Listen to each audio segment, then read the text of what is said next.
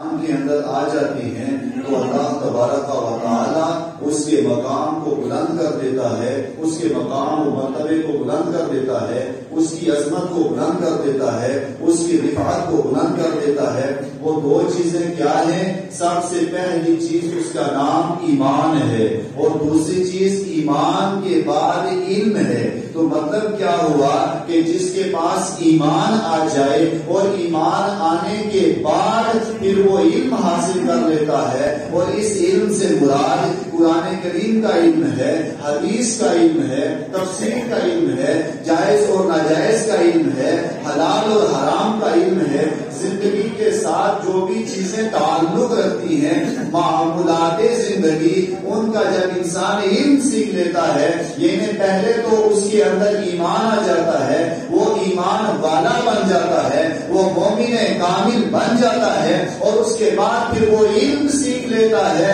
تو پھر اللہ تبارک و تعالی اس کے مقام کو اتنا بلند کرتا ہے، اتنا بلند کرتا ہے کہ یہاں یرفع کے ذریعے کہا، اور یرفع یہ فعل مضارع ہے، اور مضارع کے اندر دو زمانے پائے جاتے ہیں۔ اب مطلب کیا ہوا؟ مطلب یہ ہوا کہ جب اس کے پاس ایمان آ گیا اور ایمان کے بعد علم آ گیا، تو اللہ تبارک و تعالی اس کے مقام کو دنیا میں بھی بلند فرما دیتا ہے، اور جب دنیا سے وہ جائے گا اس وقت بھی اللہ اس کے مقام کو بلند فرما دیتا ہے، اور جب وہ قبر کے اندر پہنچے گا تو قبر میں بھی اللہ اس کے مقام کو بلند کر دیتا ہے، اور جب وہ آخرت کے دن خدا کی بارگاہ میں کھڑا ہوگا تو آخرت کا عالم یہ ہوگا، کوئی کسی حال میں ہوگا، کوئی کسی حال میں ہوگا، کوئی کسی کیفیت کے اندر ہوگا، کوئی کسی عذاب کے اندر مبتلا ہوگا، لیکن جس کے پاس ایمان ہے اور ایمان کے بعد علم ہے، اللہ تعالیٰ قیامت کے دن بھی اس کے مقام کو بلند فرما دے گا۔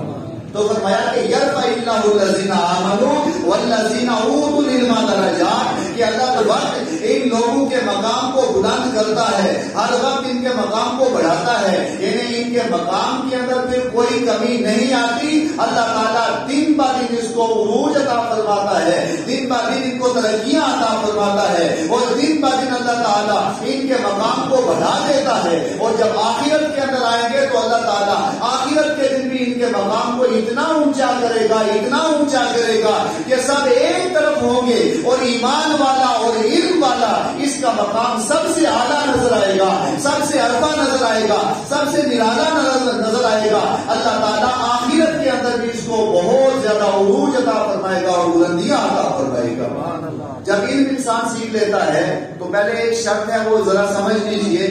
علم پہلے نہیں ہے بلکہ پہلے ایمان ہے۔ اس آیت کریمہ میں کہا پہلے ایمان شرط لگایا ہے، اور ایمان کے بعد کہا علم، تو مطلب کیا ہوا؟ مطلب یہ ہوا کہ اسی کا علم معتبر ہوگا کہ جس کا ایمان معتبر ہوگا، اسی کا علم قابل قبول ہوگا کہ جس کا ایمان قابل قبول ہوگا، جس کے اندر ایمان ہوگا، جس کے سینے کے اندر مصطفیٰ کی محبت چمک رہی ہوگی، الفت چمک رہی ہوگی، اسی کا ایمان معتبر ہوگا۔ اور جس کے اندر محبت رسول نہیں، چاہے وہ اپنے وقت کا عالم ہو، چاہے وہ اپنے وقت کا فاضل ہو، چاہے وہ اپنے وقت کا مفتی ہو، چاہے وہ اپنے وقت کا محقق ہو، چاہے وہ اپنے وقت کا شیخ الحدیث ہو، علم بعد میں ہے، محبت رسول پہلے ہے، تو مطلب یہ ہوا کہ سب پر اگر فوقیت کوئی چیز رکھتی ہے تو وہ محبت رسول رکھتی ہے۔ تو فرمایا کہ پہلے ہی ایمان ہے، ایمان کے بعد اب علم آیا، تو مطلب ہوا کہ جب ایمان آ گیا اس کے بعد اس کے علم کا اعتبار کیا جائے گا، اس کی بات کا اعتبار کیا جائے گا، اس کے قول کا اعتبار کیا جائے گا، اس کے فعل کا اعتبار کیا جائے گا، اس کے معاملات کا اعتبار کیا جائے گا۔ لیکن اگر ایمان نہیں ہے تو چاہے وہ حدیثیں پیش کرے، چاہے وہ بڑی بڑی باتیں کرے، چاہے وہ تفسیر کی بات کرے، چاہے وہ فقہ کی بات کرے، چاہے وہ کسی بھی مسائل کی بات کرے، ہاں مسائل ہم بعد میں سنیں گے، پہلے یہ پوچھیں گے بول تیرے اندر محبت رسول ہے کہ نہیں، محبت رسول ہے کہ نہیں، اطاعت رسول ہے کہ نہیں، آقا کریم صلی اللہ علیہ وسلم کی محبت اور الفت ہے کہ نہیں۔ ہاں جب محبت رسول آ گئی ہے پھر اس کے بعد ہر بات کا اعتبار کیا جائے گا، اس لیے کہ قرآن کی آیت بھی اسی طرح اشارہ کرتی ہے کہ پہلے ایمان ہے، ایمان کے بعد علم ہے، تو جب ایمان آ گیا اور علم آ گیا تو ان دونوں کے توسل سے اللہ تعالیٰ اس کو اونچا مقام عطا فرماتا ہے۔ علم اتنا ضروری ہے کہ دنیا کے اندر اور کوئی چیز علم کے مقابلے میں اتنا ضروری نہیں ہے۔ ایمان اور عقیدے کے بعد جتنا ضروری علم ہے، سب سے زیادہ ضرورت علم کی ہے. یہاں تک کہ انسان پر نماز فرض ہے، لیکن جو وہ دنیا میں آیا فوراً نماز فرض نہیں ہے. وہ بچپنے کی منازل کو طے کرے گا، پھر اس کے بعد وہ جوان ہوگا، عاقل و بالغ ہوگا، تو جب بالغ ہو جائے گا تو نماز فرض ہے. اسی طرح روزہ ماہ رمضان المقدس کے مہینے پائے گا تو روزہ فرض ہے. اسی طرح زکات ہے، جب وہ استطاعت ہوگی اس کے پاس وہ مقدار کو پہنچے گا تو اس کے اوپر نصاب کو پہنچے گا تو زکات فرض ہے. حج استطاعت ہے، اس کے بعد زیادہ راہ بھی ہے، مال و دولت بھی ہے، تو اس کے اوپر حج فرض ہے. یہ جتنی بھی چیزیں ہیں ہر چیز کی ایک کنڈیشن لگائی ہے کہ آپ اس کنڈیشن کو پار کر دو گے تو آپ کے اوپر یہ چیز فرض ہوگی، یہ چیز آپ کے لیے واجب ہوگی، یہ چیز آپ کے لیے سنت ہوگی. لیکن علم ایسی چیز ہے کہ جس کے لیے کوئی قید نہیں لگائی، جس کے لیے کوئی شرط نہیں لگائی، جس کے لیے کوئی زمانہ متعین نہیں کیا، جس کے لیے کوئی عرصہ متعین نہیں کیا، بلکہ علم کے لیے فرمایا ماں کی گود سے قبر کی گود تک.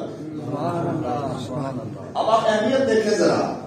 ماں کی گود سے قبر کی گود تک علم انسان کے لیے سیکھنا فرض ہے. باقی ساری چیزوں کے لیے قید لگائی، لیکن علم کے لیے کوئی قید نہیں لگائی. اس کے لیے کہا بچہ جب دنیا کے اندر آ چکا، اب وہ ماں کی گود کے اندر ہے، تو ماں کی گود سے قبر کی گود تک اس کے لیے علم سیکھنا فرض ہے. سب سے زیادہ اگر کسی چیز کی اہمیت آئی ہے تو وہ